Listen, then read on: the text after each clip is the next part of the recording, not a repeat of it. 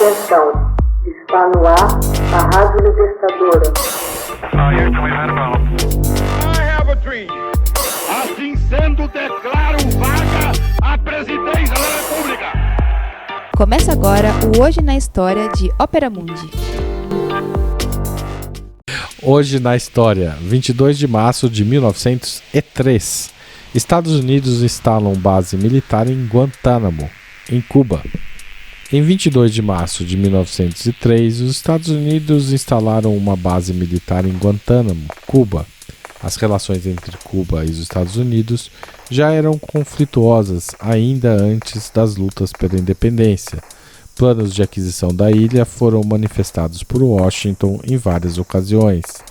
Enquanto diminuía a influência espanhola no Caribe, os Estados Unidos ganharam aos poucos uma posição de domínio político e econômico sobre a ilha. As relações entre o continente norte-americano e a colônia espanhola de Cuba começaram no século XVIII. À medida que o comércio legal e ilegal se incrementava, Cuba se converteu em um importante centro de produção de tabaco e açúcar, o que levou ao crescimento do fluxo mercantil de Cuba para os portos dos Estados Unidos. A independência das 13 colônias norte-americanas em 1776 aumentou as possibilidades de intercâmbio comercial entre Washington e Havana. Após a abertura da ilha ao comércio mundial em 1918, os acordos cubano-estadunidenses substituíram as conexões comerciais com a Espanha.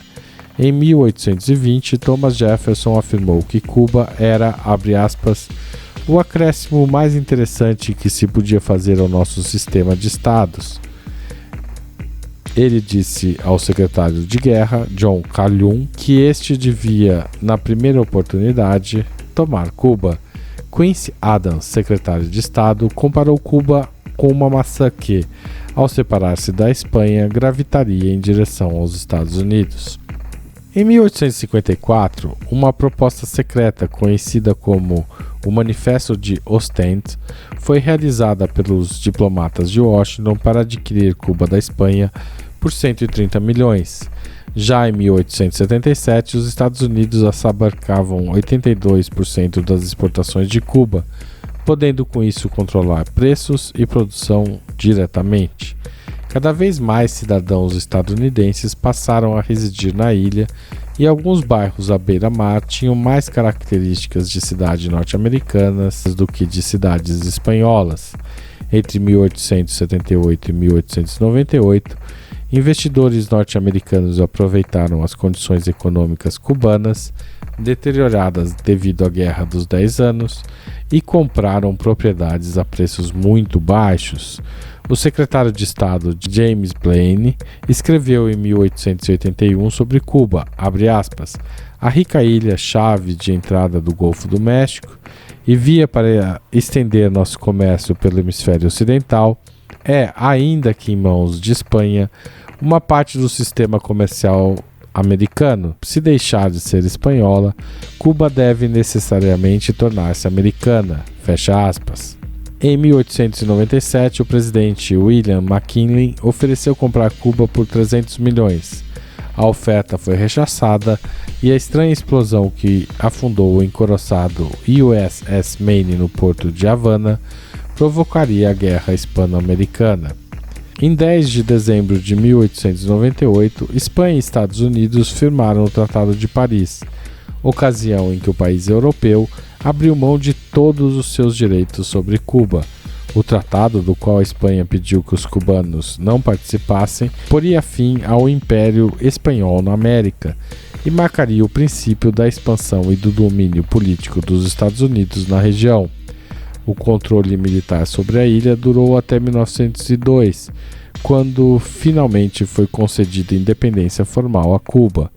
Uma das condições estabelecidas entre Cuba e Estados Unidos para assegurar a retirada das tropas estadunidenses da ilha era a adoção por Cuba da Emenda Platt. Esta medida estipulava que Washington poderia exercer o direito de intervenção em assuntos políticos, econômicos e militares cubanos em caso de necessidade. Outra consequência da emenda supunha o uso prolongado por parte dos Estados Unidos na porção meridional da Baía de Guantánamo, onde uma base naval havia sido estabelecida em 1898. O arrendamento da Baía foi confirmado pelo Tratado Cubano-Americano.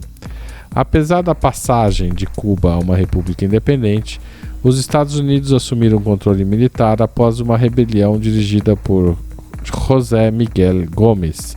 Em 1912, forças norte-americanas voltaram novamente a Cuba para acalmar protestos de afro-cubanos contra a discriminação racial. Em 1926, companhias norte-americanas detinham mais de 60% da indústria açucareira cubana e importavam 95% do total da colheita. Washington apoiou os sucessivos governos cubanos, mas o confronto interno entre o governo Gerardo Machado e seus opositores políticos levaram a um derrocamento militar dos rebeldes cubanos em 1933. O embaixador Sumner Welles solicitou a intervenção de marines ao presidente Franklin Roosevelt. Foram enviados 29 navios de guerra fortemente armados. O sucessor de Machado, Ramon Grau, assumiu a presidência e anulou imediatamente a emenda Platt. Em represália, Washington negou reconhecimento ao governo Grau, o qual era descrito pelo embaixador Welles como comunista e irresponsável. Os Estados Unidos continuaram a ter posse da base naval de Guantánamo. Ela foi definitivamente arrendada aos Estados Unidos e somente um acordo mútuo ou abandono dos Estados Unidos da área poderia encerrar este arrendamento.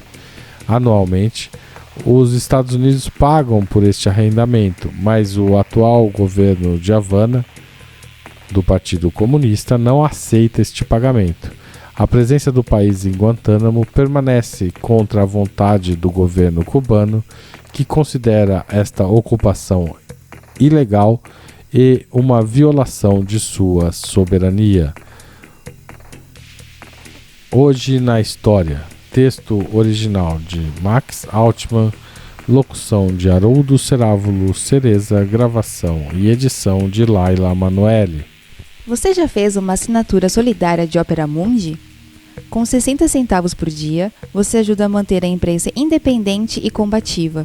Acesse www.operamundi.com.br/apoio.